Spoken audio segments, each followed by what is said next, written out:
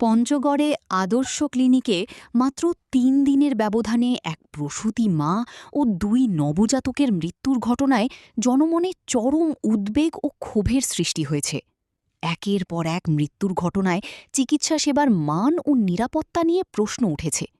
এতে করে গণমাধ্যমে সংবাদ প্রকাশের পর নড়েচড়ে বসে ব্যবস্থা নেয় স্বাস্থ্য বিভাগ। বুধবার রাত ১১টার দিকে পঞ্চগড়ের সিভিল সার্জন ডাক্তার মিজানুর রহমান আদর্শ ক্লিনিক পরিদর্শন করে প্রতিষ্ঠানটির অপারেশন থিয়েটার ওটি ও লিভার রুম সিলগালা করেন।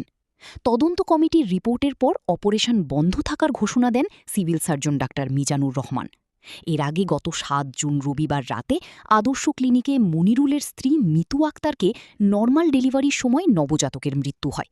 ২ দিন পর গত ১০ জুন সদর উপজেলার অমরখানা ইউনিয়নের নূরনবীর স্ত্রী পাপড়ি আক্তারের নর্মাল ডেলিভারি করাতে গিয়ে নবজাতকের মৃত্যুর পর প্রসূতি পাপড়ি আক্তারের মৃত্যু হয়েছে। জানা গেছে, ক্লিনিকটির হালনাগাদ লাইসেন্স নেই, সেই সাথে নানা অনিয়মের অভিযোগ রয়েছে। আমরা আসলে তো পরপর দুইটা হচ্ছে নবজাতক এখানে মারা যাওয়ার একটা অভিযোগ আমাদের কাছে আসে।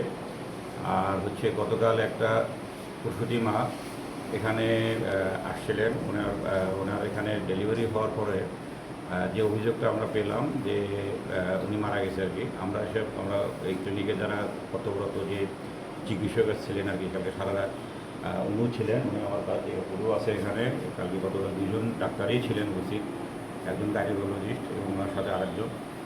তো ওনাদের বক্তব্য অনুযায়ী যে ওনারা সারা রাত ধরেই চেষ্টা করেছেন। ওরা বাচ্চা হওয়ার পরে, যে ডেলিভারি হওয়ার পরে অতিরিক্ত রক্তক্ষরণ হচ্ছিল এবং ওখানে গতকাল ৩ ব্যাগ রক্ত ওনারা দিয়েছেন, কিন্তু তারপরেও আলটিমেটলি পেশেন্টটা আসলে এক্সপায়ার করে।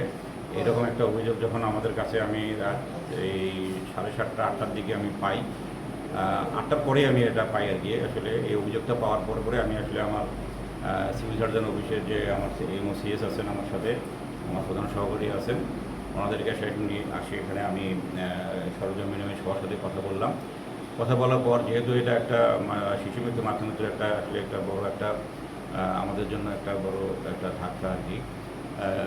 কী কারণে হলো, আপাতত যেহেতু একটা অভিযোগ উঠছে, আমরা চাচ্ছি যে এটা আসলে এখানে এই